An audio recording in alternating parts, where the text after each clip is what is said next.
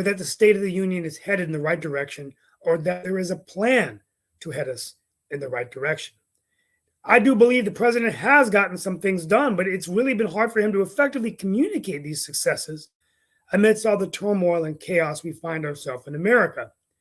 The most recent being Tyre Nichols, the gun shootings across this country, the senseless gun violence occurring, and everybody wondering what is going to happen next. We'll be discussing our perspectives on the show today of what is the State of the Union?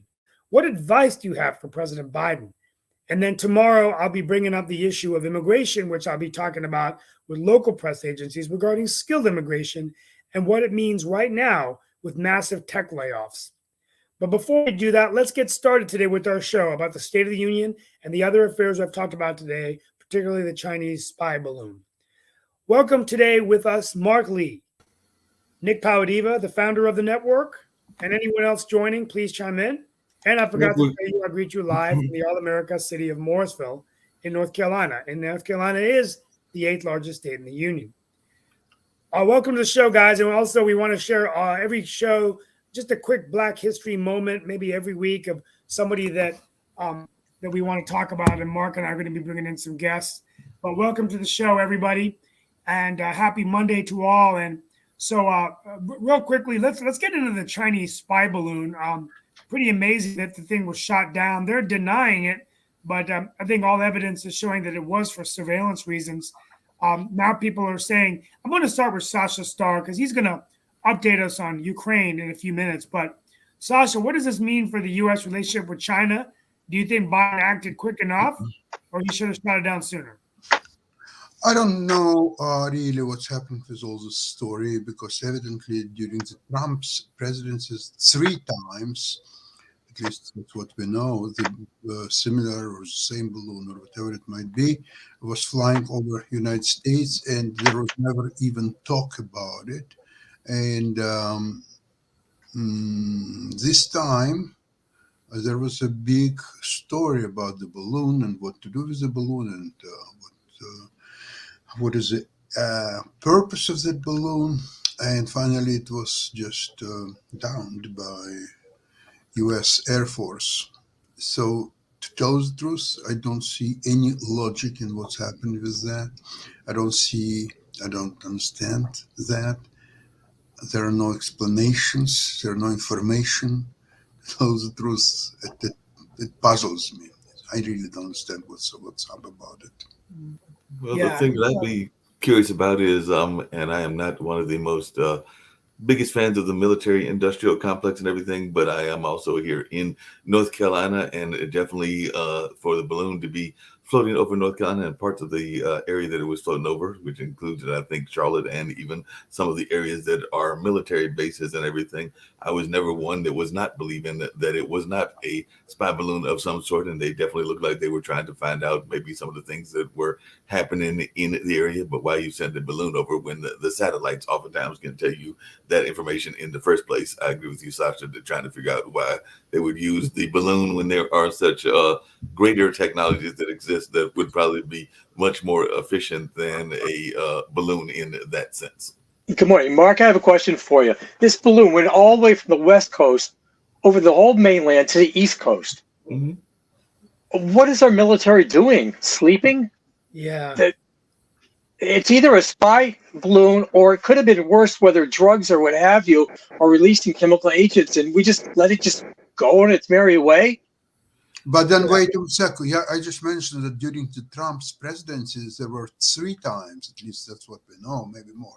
At least 3 times there was a balloon similar or maybe the same, or what, we don't know anything about that. So why then it wasn't shut down? And now, it's a great question, Sasha. I have no idea. I'm baffled. Our military is just worthless.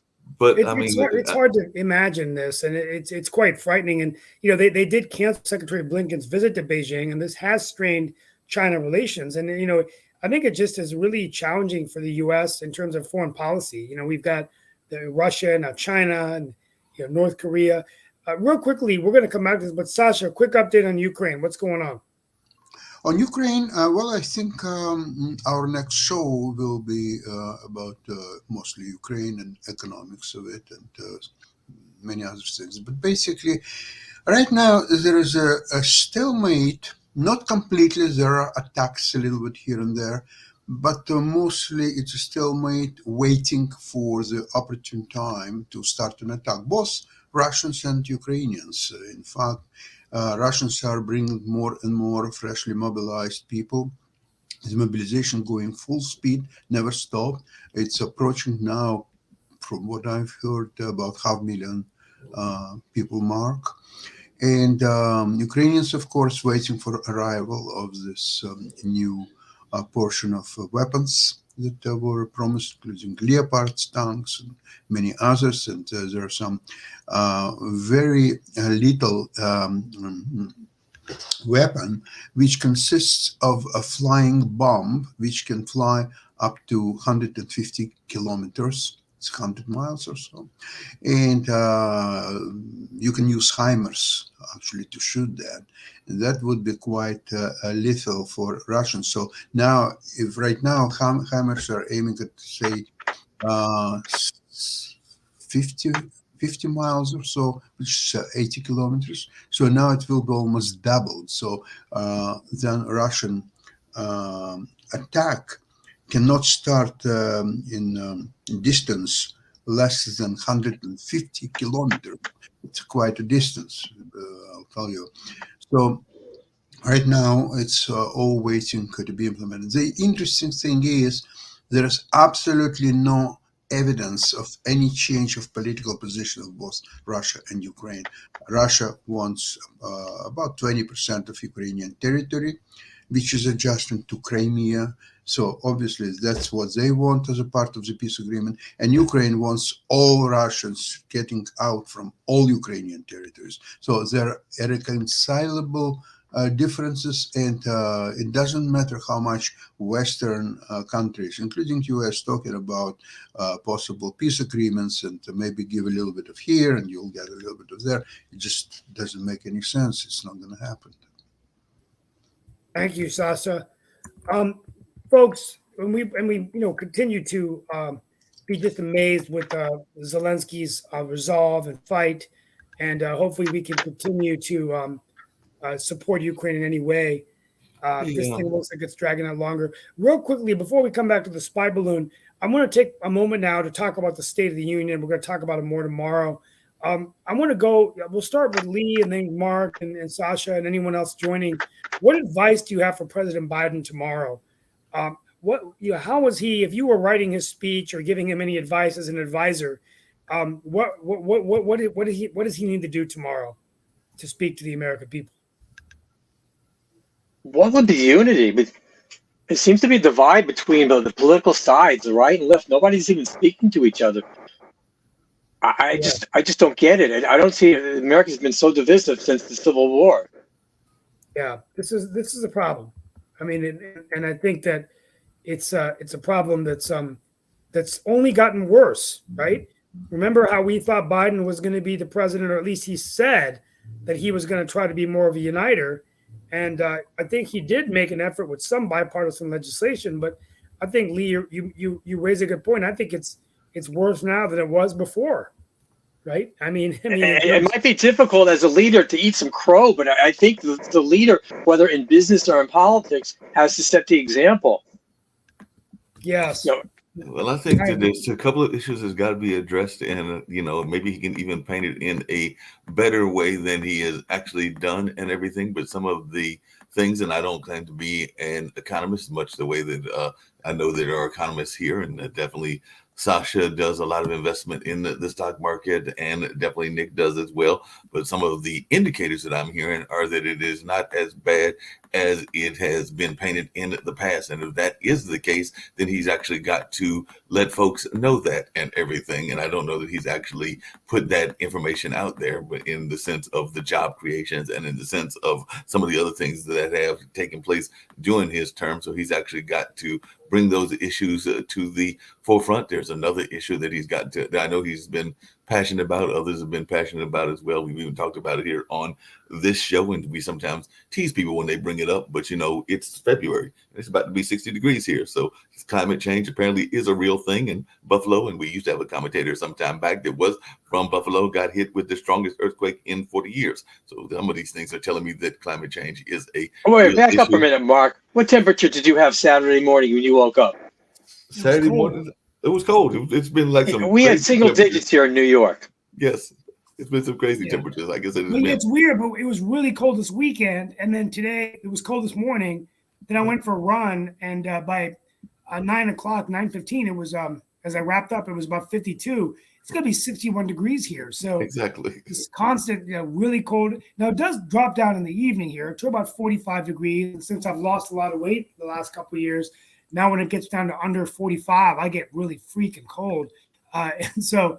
But I mean, these are things that I don't know that are being addressed by Congress or even by the politicians as much as they should be, and that's why I'm thinking that he needs to address those. I mean, an issue that you like to talk about quite a bit. I know that Nick has brought it up a couple of times. I think other people have brought it up as well. Is that there are parts of the world that have a much better infrastructure, including transportation, have not made it a unknown fact that I get around by mass transit, and I'm actually fairly much pleased with the bus system here, but I would love to be able to get down to Charlotte or DC or some of the other places that I would like to get to, maybe even getting up to visit Lee and everything. I don't know about getting up to Vancouver. That might be a little bit of or any part of Canada, that might be a little bit of a trip by light rail, but if we could ever get our politicians off their rear and get into some light rail, then I could get to Charlotte to visit my cousins or maybe go to a game in a heartbeat. But there is a commuter rail. There is a commuter rail open house today in Morrisville to get feedback on the commuter rail, which is the 43 miles of track they're building to connect Raleigh to Cary and Raleigh, Morrisville to Raleigh, but that's going to be interesting. But anyway, my advice before we go to the others in the question of what advice to President Biden, I'll just chime in. I think the president needs to talk about the specific things that he's been able to bring together with the other party, particularly the ARP Act. The states are going to be sitting on $250 billion worth of cash to do projects. And this could stimulate economic growth. Governor Roy Cooper of North Carolina said that a couple months ago on CNN. He's the head of the National Governors Association. So I think that that's good for the economy. I think that they're working on inflation with the Fed, although it's looking like it's going to be the thing. The other things he probably should be talking about, opening up the gas lines in the U.S., what can we do to wean dependence from oil, that Europe has on Russia? Because that's until we cut off Putin's oil supply, he's going to continue to drag on the war. The longer the war drags on, it's going to affect food because the Ukraine provides a lot of grain and food and agricultural products to the world. But I think that's the key is, what specific, I would focus on infrastructure. Because he's been able to do that, and the fact that the state of emergency is being lifted, so it's relatively a return back to normal. But the challenge he has is, yeah, that's definitely going to be a challenge. I definitely had a question for Jan as well, but I did have a question really quickly, if I may, for Nick, because it's a legal question. It actually involves a legal person, and it actually involves somebody in the Indian rights community, but it's going to tie it back to somebody in other communities as well. But I remember not that long ago, there was a attempt to prosecute the woman who was involved in the I believe it was the Emmett Till case and everything, because she definitely admitted to lying and everything, but she was much older at the time of their going after convicting her and everything.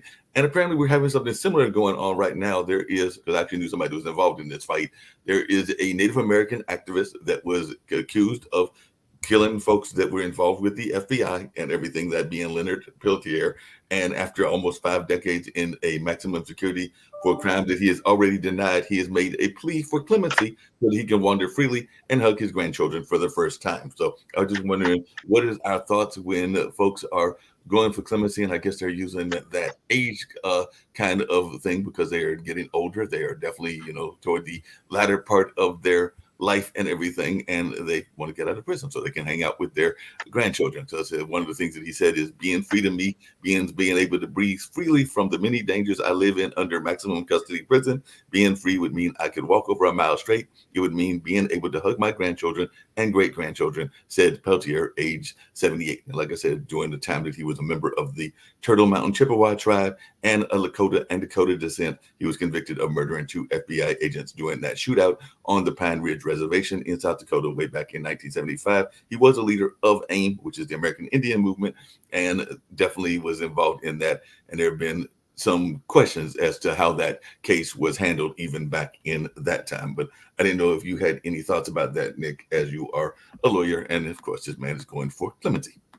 Of course, I don't want to ever give an opinion on a ongoing legal case, but when it comes to clemency for somebody who murdered a bunch of people, I'm not a fan from a personal basis.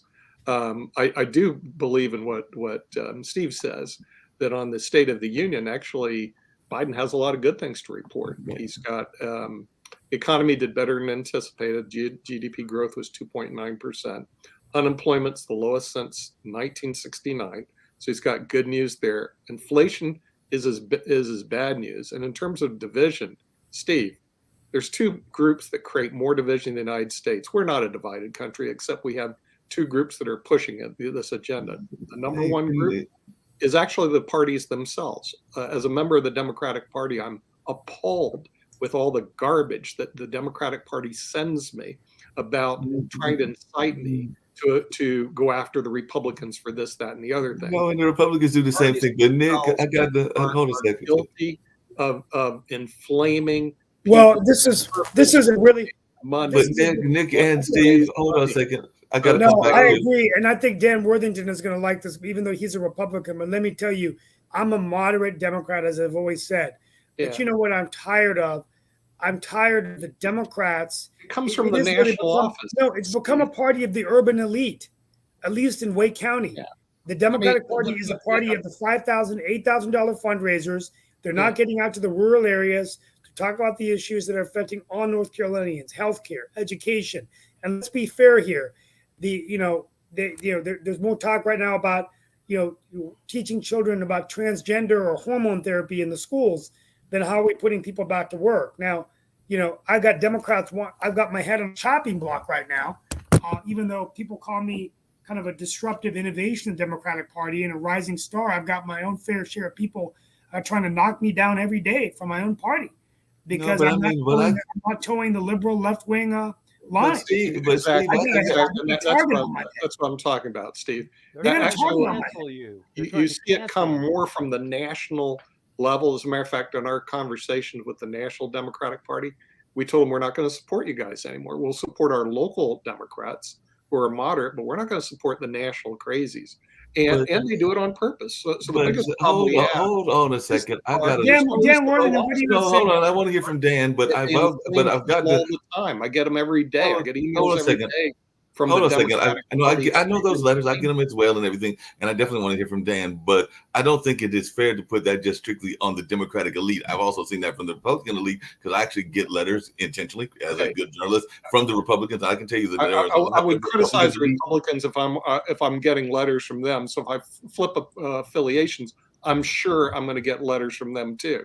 So the number one problem we have is I've seen the divisive stuff that they put out as well, and even some of the groups put out some divisive stuff. Because one of the things that I was getting ready to bring in is that no matter what we think of the group, and I do agree that some of these groups can be very militant and everything. The Black Panthers were militant. AIM had a militant agenda and everything. But some of the agenda items that they were talking about are unfortunately still very much issues right now. I'm going to bring it back to the issues around the Native side of the population and not necessarily the African American population. But one of the things that AIM talked about was, guess what? Housing, health, economic, food, and water inequalities. That was in the 70s. We're in 2023. Guess what? Those issues have actually been exacerbated by a lot of the things that are going on and by the fact that a lot of times they are in smaller confined areas, sometimes with different rules and everything of that nature. So these are issues that are still very much pertinent. And I don't think that our politicians are doing enough to address those kind of issues if those things are existing. And I have no doubt that they are existing because I know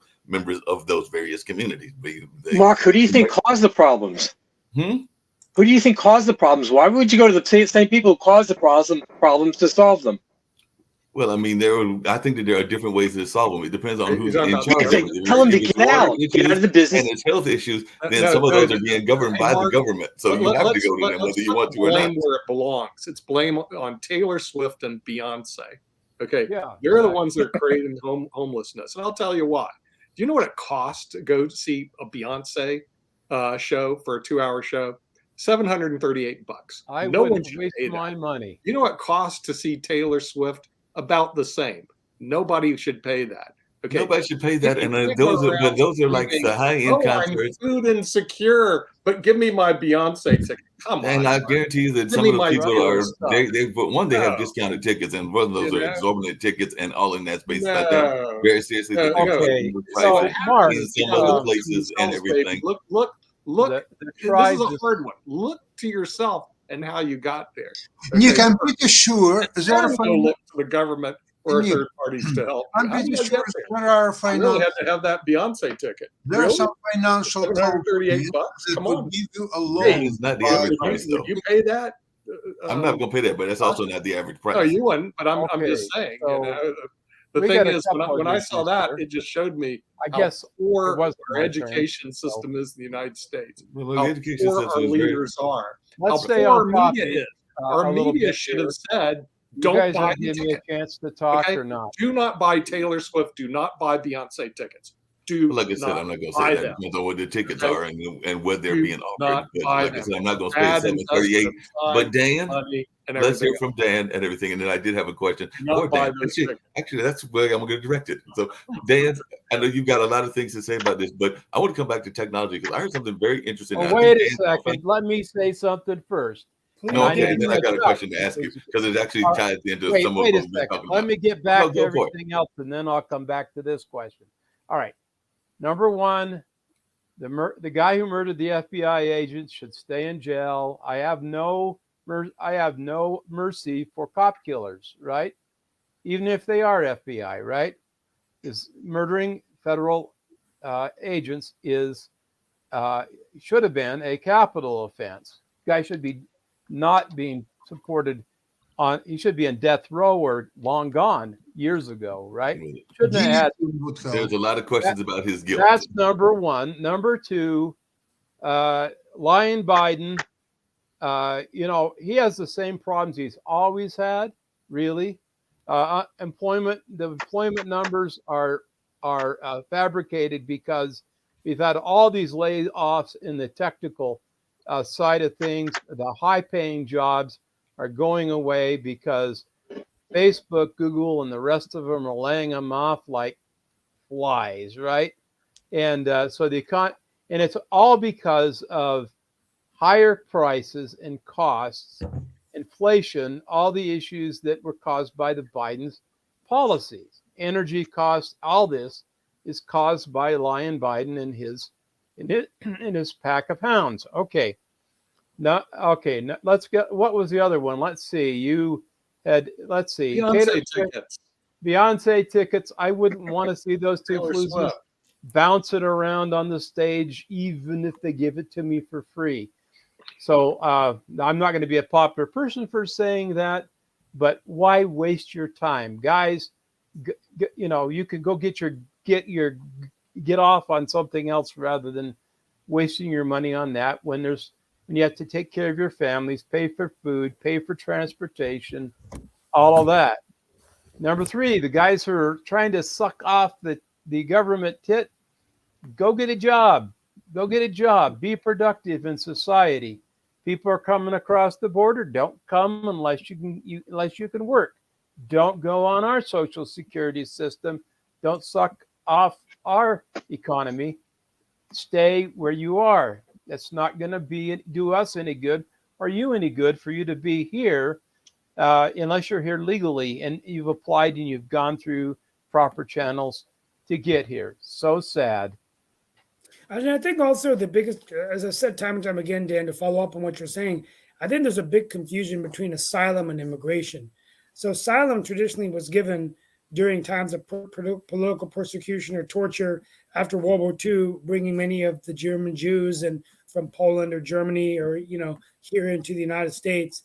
And so now we don't have enough cases. People are coming here illegally, not going through the laws of immigration, and it might be for terrible circumstances, but coming here, they're actually in a terrible situation. My daughter just got back from El Paso, and she was telling me, as a journalist, people were jumping off bridges, breaking arms, people dying of dialysis in the streets because they couldn't get the health care they needed. So we need to have cases to make sure that we have enough asylum folks so we can grant asylum. And I think that's the biggest problem is everyone's just crossing the border, and now it's just so many people coming across that they're actually, you got me really thinking, are they worse off now than they were? Now, of course, as Americans, you're a veteran, we don't want people to suffer in any country. And I think we need to go back to the base and say, why are these people suffering? Well, they're living at the hands of maniacal dictators. Some of them are as bad as Adolf Hitler. No, Soros is loading the buses and sending them. Yeah, up. I mean, they're playing politics. People, that's right. So the UN is part of this, and come on, okay. First of all, they can't get up. They can't get up there unless they have a way of getting up there. Soros is paying for the buses. They're loading them up. They're hauling them up to the border, telling them a bunch of BS about how Biden is going to give them freedom and all this other BS. When in reality, Biden will let them across. Dan, how can you say that Soros is loading the buses when both DeSantis and the fine gentleman there in Texas are the one that say that they sent them over there? So that's not Soros. Okay, listen that's the Republican governors that did that. Republican bus. It's the Abbott DeSantis bus. Mark, It's a you're different so bus, full of Mark. crap. It's a different bus. Send them to the sanctuary cities. They want them. Texas doesn't want them. Okay, if they're here legally, they don't need to be here. I'd actually send them across the border the other way to Mexico, but they can't do that. So they send them to the sanctuary. No, I hear what you're saying, but Sasha, I got a question for you because I want to come back to the. And I know we don't oftentimes talk about entertainment, but I want to come back to the Beyonce tickets because I thought that one of the rules of economics and one of the rules of capitalism, I thought was it is what the market will bear. So if the market is going, if people are going to pay that prices, isn't it on the responsibility of the people if they're going to pay that? Because if you're not going to pay that cost, then the costs aren't going to be that much. Because apparently people are upset, not just here in the U.S., but that tour that you're talking about is actually going to London, and the cost at London's Tottenham Hotspur Stadium started at £55, but VIP experiences cost up to $2,400, more than the average monthly rent in London. But that means that somebody in there is paying that cost. Am I not right? So if there are people in that wealth area or that kind of range that can afford to pay that and want to pay that for whatever reason, maybe they want to shake hands with Beyonce or whatever. I don't know why you would pay that kind of money, but I'm not paying that kind of money, but I ain't got that kind of money. But I'm just wondering if that is not that whole notion of what the market, that I forget that saying, but you know where I'm going, is basically that the prices are set according to what the market can bear, and they're going to keep inflating the prices until people don't pay those prices. Am I not correct? About half of the people in the United States can afford even to find $400. Right. Yet the ticket for a Beyonce concert costs $700. So I wouldn't be surprised that there will be financial companies which will provide loans for people who want to see a Beyonce concert. So the interest rates will be probably around 25-30% on annual basis. So people will have another exposure to their economic loss, as they will have yet another one. And now, speaking about economy, Mark, you earlier made a comment about that you're not economist, investor. But here's a huge difference between being an economist and investor. Economists, there are people who interpret certain economic events one way or another, depends whether they're Democratic or Republicans or so on. Now, the investors, they don't listen to economists and just do invest their money in for example, some stocks that they think may go higher or so on. So they're putting actually their own money on the line. Whereas economists, they don't put any money on the line. They're just extracting money from whoever is paying for their forecasts or analysis or whatever they might come up with. Okay, now speaking about coming back to Banksy, look, I think I would do the same thing what Dan mentioned, that even if I would be given a free ticket, I wouldn't go to that concert. Even if I would be given a free ticket and transportation in a limo, I would still not go for that. So, like I said, and I'm with all three. I'm with everybody here on that and everything. But if you are, and I'm just going to use an example. I don't know that he's a Beyonce fan, but I'm just going to throw out there that maybe he is. If you are Prince Andrews and you can afford $2,400 to spend that kind of money because you are a fan and you want to throw away $2,400 because that's basically what you're doing and everything, who am I to tell Prince Andrews that he can't afford it and everything? Now, if you are a poor person and you want to give away your life savings to see this person that you idolize and everything, yeah, your folks and everybody else are probably going to have a heart attack when you tell them that that's what you did and everything. But I'm not one to tell them that they can't do that and everything. Now, there are some people that can do it more affordable because, like I said, that's a drop in the bucket. I'm assuming to Prince Andrews and some of those other royal families and all in that space. But, to the person that's over there in the London slums, if they can scrounge up that kind of money and get to the concert, I mean, they might have buyer's remorse afterwards because they might be sitting there going like, yeah, that was a lot of high tech and lights and shows and all in that space. But now I got to go figure out whether I'm going to get a Big Mac and a Happy Meal to just get by on eating and everything. But I saw the concert. I was smiling, I was dancing, I was doing whatever else you do at that concert. Now, like I said, they might have buyer's remorse after the fact, but I'm not.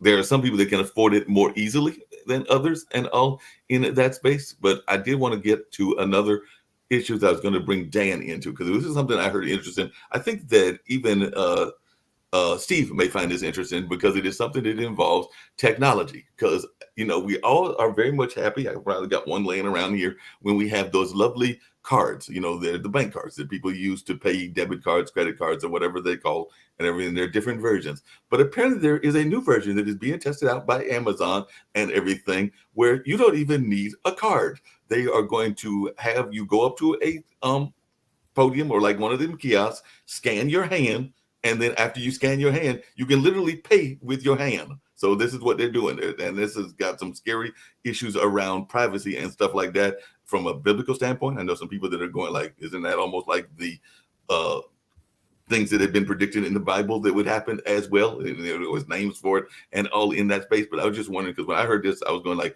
that sounds really scary that you can go up to this major corporation, Amazon, scan your hand, and then wave your hand later, and that money's going to be subtracted because they've got your material in that handprint. So like I said, that is an actual story that was reported about 3 or 4 days ago. So what is your thoughts about us moving into this nanotechnology where you can literally pay with your hand and not have to do any sort of card transaction? You just wave your hand in front of people and all of a sudden the money disappears out of your bank.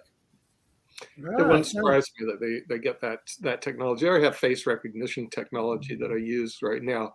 But what gets me about Beyonce and Taylor Swift and the media is an enabler in letting people throw their money away because they get basically paid by putting specials on for Taylor Swift and Beyonce, all their other garbage. The media should tell people, do not buy these tickets. Well, hold on a second. Is the media? It doesn't matter if you have a lot of money, Mark. Is the media going to tell? Is the media going to tell that story when they are? I like to go see Taylor Swift. I said, hold on a second. Is the media going to tell that story? I'm sorry, Nick. Why can't you just let the marketplace decide it? That's what I just said. Football tickets, the Super Bowl, Mark, Nick.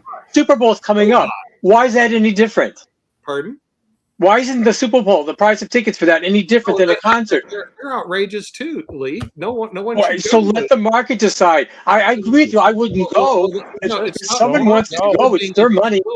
By the market. In other words, I got the answer. The media's propaganda tells you, but you've got to buy these got tickets. the answer, you guys. Hold on a second. Hold on a second.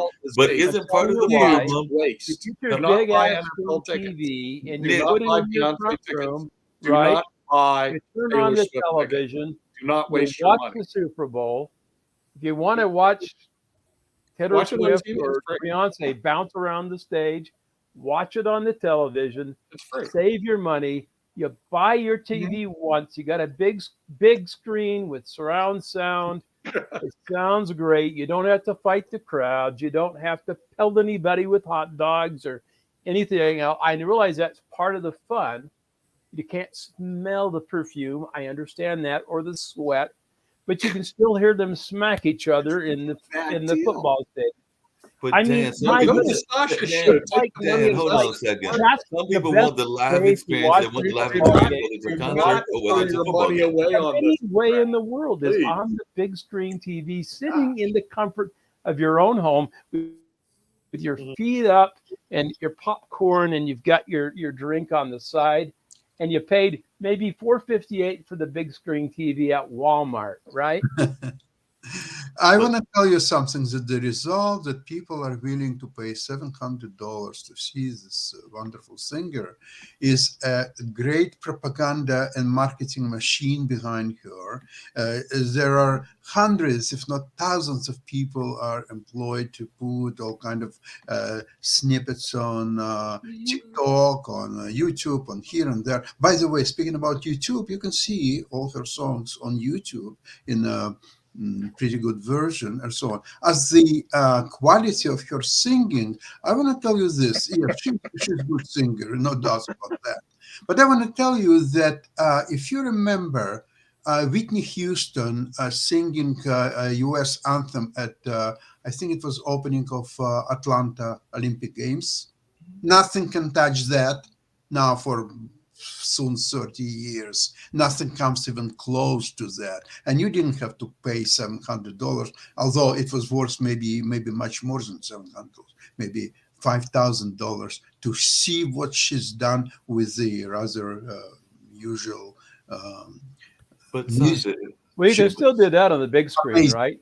That's you my can definitely see it on the big screen. But It's Sasha just a and bad Dan, financial deal. no, Dan. Sasha, Dan, and I Nick. mean, Part of you the know, there's a problem lot is, of good places to hold put on a the money, second. but don't put No, it into Sasha, Dan, Please. and Nick. Part of the Save your problem that money. exists is, and everything is that, and we're going to be honest about this, and everything is that there are major monopolies that still exist. And I know we hate using the word monopoly, but that is part of the problem and everything, is that one of the groups that you're talking about, I think that puts on a number of these things, including probably the Beyonce concert, is a group called Live Nation. Now, if Live Nation owns the venue, the artist, and all the other aspects Oh, it's of it, probably including some of racist, the radio right? stations and They're everything, probably then that racist. is a monopoly. Probably misogynistic. They're probably racist, aren't they? Well, they own Ticketmaster, their monopoly, and all this other garbage, but they also feed into media.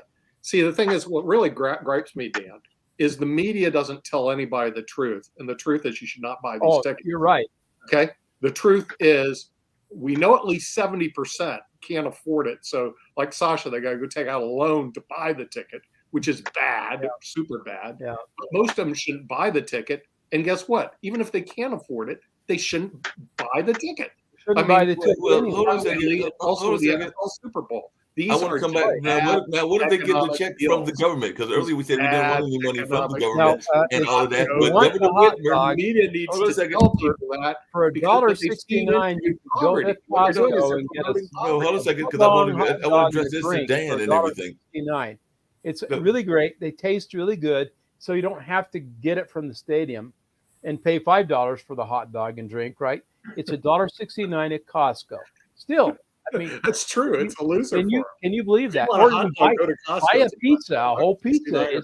It's, Dan, maybe we should all go to Costco and watch the game on the big Actually, screens in Costco. I mean, there are watch parties. Yeah, I was gonna have a I Super Bowl think we're having party. a watch party at Buy the it. cultural You arts center just that I go work watch at. it So at Costco. you can definitely go watch it in front of a Read big the crowd. book back here, The Millionaire Oh, by the way, Next Door. speaking of Super Let Bowl, me tell you I gotta something. leave in a If you few can minutes. look at your bank account, you can honestly say, I have more than $1 million right now sitting in cash in my bank account. Then maybe, and I'd say maybe, you might want to splurge on a ticket. Maybe. If you Can I can't take a loan out and for say I got $1 $1 million, do not buy the ticket. Eagles and Chiefs. Who's it going to Because be? I think if you have $1 million in your bank account, you're not buying the ticket because you're too I smart. think it's Nick, the Phillies Nick, and but the- you're forgetting what just Dan mentioned before. It's a smell of her perfume and sweat, and this is what makes people. I go to Macy's, Maybe I even smell don't get about perfume. singing. You Hey, know? gosh, I'll go to Macy's. I'll smell perfume and the sweat on the person who's trying Yeah. to sell me overpriced Yeah. perfume. Okay, so I go to Macy's and I want to smell. Well, I perfume. think Steve said he You had know, to get ready to and what bounce, but I happens, did media it. should tell people this is a bad deal. Do not do Yeah, it. but I mean, lotteries They can be won't bad They deals. won't put on either. NFL I mean, are you tickets. going You to know stop why? people Mark? from? They No, carry Mark, the NFL Go on to their channel. McDonald's. What do? You pump your veins full of cholesterol. Everybody does it. You know, that's the problem. That's why people got such fat butts. That's why it's so hard to fly anymore. It's hard. That's why they're charging so much for those concert tickets, right? Is because the people are so rotund, right? They got to have larger. Rotund. See, now rotund. Now Beast. I'm one of those people who are a little larger than others, but Yeah. you know, I did wrestle heavyweight in college and was an All-American, so there's a reason for that, but not an excuse, right? Because I'm 65, I should lose the weight, but I don't eat much at McDonald's, right? Here's another idea what you can do with $700. Yeah, let's Just go. You came do out. $700. A person by the name Kathy Wood, who is a big proponent of investing in wonderful high-tech Oh, companies, Kathy Wood. Yeah, ARK. Bitcoin and so on. So now she just mentioned that Bitcoin will go up in price to $1 million a piece. It's now. So when she says that, a lot of people listen. So this is much more dangerous than 700 tickets per day. Okay, you pay $700, you saw Benzi, you smell her perfume, done and over with. Now, So you can go to the Sasha, store, buy even though 700 Bitcoin is a cans of horrible chili, investment, No, Taylor but Swift and hey, Beyonce- hold on a second, because we're when you have hold on a chance to second, make Nick. money. We're With attacking the Taylor Swift and customer. Beyonce, Hold on you a have second, no Nick. chance to make Nick, money. we're attacking the They make customer, but I money, gotta ask so you you about the make corporations. nothing. Hey, hold on a second, Nick, because you're attacking the people and the people want to Zero. pay that money and I everything. like I gotta ask you about the chili. corporations because the Beyonce average or- cost. Y'all talked about the Super Bowl. The average cost for a 30-second commercial in recent Super Bowl history, in 2022, it was $6.5 million. In 2021, it was $5.5 million. In 2020, it was $5.6 million. And So your you're point going is- to spend that amount of money on a commercial. So are we going to say the same thing that we're saying about the fans about these corporations? Because Well, that's a who whole gets lot of money paid that for a money, huh? corporation.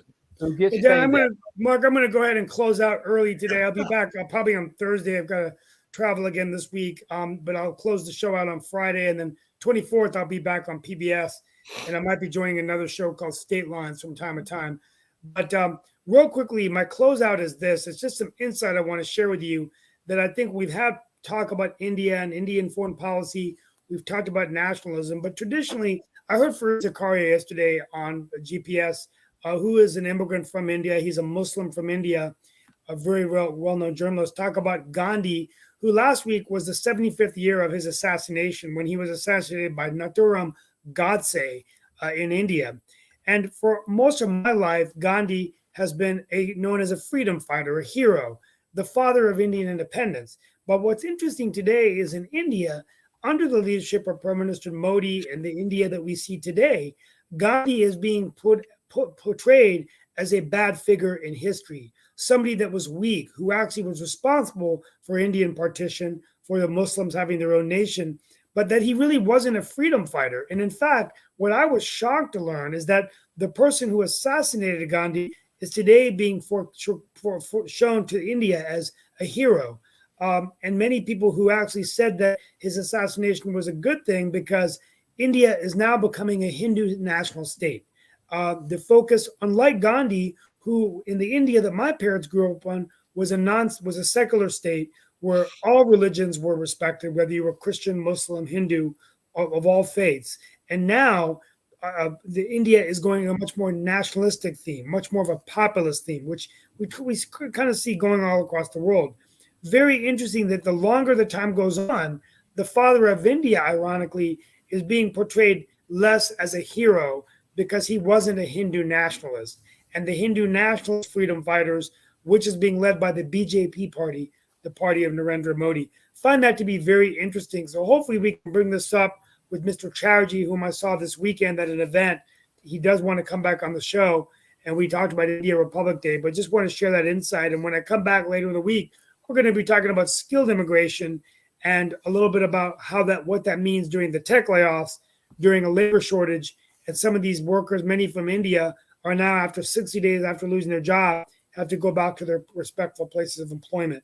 We'll be talking about that and other issues this week. Want to wish you all a happy day wherever you are around the world. And thank you for being on Roku TV World Edition. Hey, Steve, Thank you so before much. I would leave, like to Steve- mention there was a country just not long ago where absolutely all religions were absolutely equal. It was the Soviet Union, where all religions were persecuted, all the believers were Equally. killed, and there Equally. are more equal. Well, except the Orthodox. religions were The Orthodox absolutely Jews. all equal. That's and, right. Well, thank you all so Steve, much. We'll be back but tomorrow, hopefully Steve, later. Before you leave and everything, and you mentioned it earlier, it is Black History Month. Oh, yeah, and please, everything what's in your that Black space. History So I'm thought? actually going to bring a clip up about some historical figures that I pulled up Okay. and everything. So we're Well, going to thank show that right now, and then we'll get into our discussion. But these are some leaders that folks don't hear about, including one of the founders of the internet. So here, let's check this out. Okay.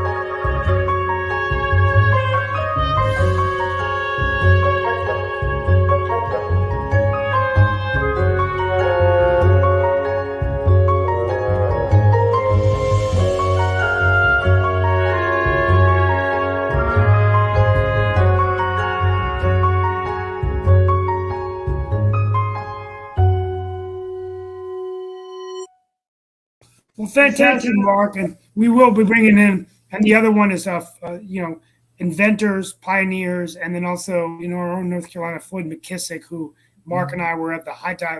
Mark's gonna be talking about that on a radio show this week. Mark, I'll be emailing you the invitation for that this week. Okay, so please No respond. problem.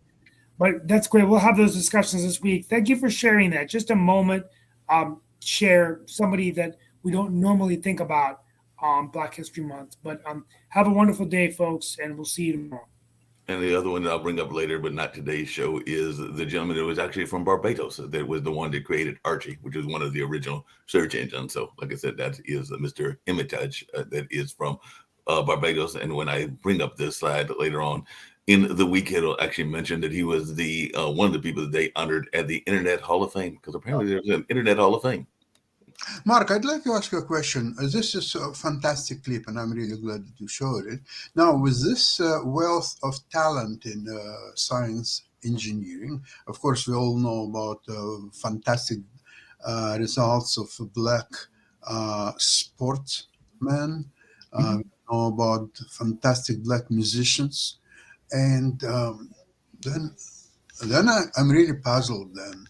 What makes a sense of a Black History Month, as you said, identifying Black people because they are no less talented, maybe even more so than many other people. Well, just about every culture has a month that actually, I think that back in May is actually going to be the month that honors some of Shaquille's heritage. But I think that it is the Asian Pacific or something along those lines, Asian Pacific Island month or something in that space. There's definitely Hispanic Heritage Month. There's definitely even months that revolve around those from the kind of Soviet Union area and other spaces. But one of the things is that, unfortunately, for whatever reasons, not enough of that is covered in our schools. We have very much, and I think I brought this up on other shows, and I definitely brought it up to Nick, of a hero side of history. We look at the heroes, and unfortunately, a lot of the unsung heroes are not covered. And that was an example of some of those unsung heroes. Yeah, people may know Charles Drew, but a lot of those names I didn't even know all the time, like Mark Dean, who is that man that holds 3 of the 9 original patents for IBM, and Miss Shirley, I forget the last name and everything, but she was very much involved in call waiting and caller ID. Some people might think that that's a great thing. Some people might think that that's not a great thing, but unfortunately, there are too many unsung heroes that are not covered enough, because unfortunately, a lot of our history, and I would say that's across the board, is the highlight zone or the Cliff Note version of history, which is why Cliff Notes used to be so popular. Yeah, definitely, if you want to look at African American history, everybody knows pretty much Frederick Douglass, Harriet Tubman, Martin Luther King, to some degree Malcolm X, but there were a number of other people, including Floyd McKissick, that he just mentioned, that was one of the founders of CORE, that are Congress of Racial Equality, that are not covered. And I can say the same thing about mainstream society as well, because everybody knows Jefferson, Lincoln, and a number of others, but there are a lot of great heroes that we don't know. I mean, I'm always fascinated. I'm just going to be open about it when you bring up folks around Russia and particularly around the chess world, because I played chess when I was younger and everything, but I never got up to being anywhere near a master or anything of that nature. But when I hear some of those names, I'm going like, oh, I got to go to Google and research some of these people, because I don't know them as well as I would like to know them and everything. So whether Mark, I have a question for you. Yes. We could be here all day watching video clips of role models within the Black community, educators, inventors, what have you, scientists, and that's all great. Why is there a pejorative term called acting white within the Black culture, that if Black students succeed educationally, they're called acting white, and it's a negative thing for them? Well, it depends on what you're doing in those kind of senses and everything. If you are they're studying, they're doing well in school, they're doing their homework. That's not the only term that's not the only reason that term is used. There are some people that are using certain things or trying to act in a certain way that they are trying to totally not accept some of their heritage and things of that nature. That's when I've heard the term acting white. It's not just because they're studying well or doing things in that space. There can be some other things that can be involved in that as well. Anomaly in the Black community, and I mean, like many other communities, right? It's the gang community. And gangs are a major issue in a lot of communities. Yes, exactly. Right. But no, listen to me. One of the problems is it's part of the culture of poverty, right? The gangs do not want any of the crabs to crawl out of the bucket. So anybody that's trying to be upwardly mobile through educational achievement or other things to try to escape that poverty, that culture of poverty, the gangs, the drug culture, they are often accused of being. It's partially the drug culture, what you're saying, Dan. Yeah, Dan, it's not restricted to the gangs, though. I got this. I put in the chat over here from Wikipedia. It's in the schools. It's very widespread. It's a term that's been used, and I've heard the term used, but I've also heard it used in a way of. It's a racist term, by the way. Well, it can be a racist term, but I've also heard it used in the sense of like the term of Uncle Tom's or things of that nature, and that is a issue in the community, and that is if you are doing things to belittle and try to do things to the detriment of your community as well. Because there were definitely some people, you've heard me talk about Black Wall Street and everything, and there were some people that literally, when there were efforts to destroy those communities, they literally took the money because the money was what was going to help them and their family. They were not looking at the greater sense of Mark, the greater. But how is doing well educationally portraying blacks in a negative way? No, I just don't get that. I come from an educated family, and many of the folks in my family have graduated from college and everything in that nature. And I don't know anybody that is been discouraged from going to universities, be that an HBCU or a non-HBCU.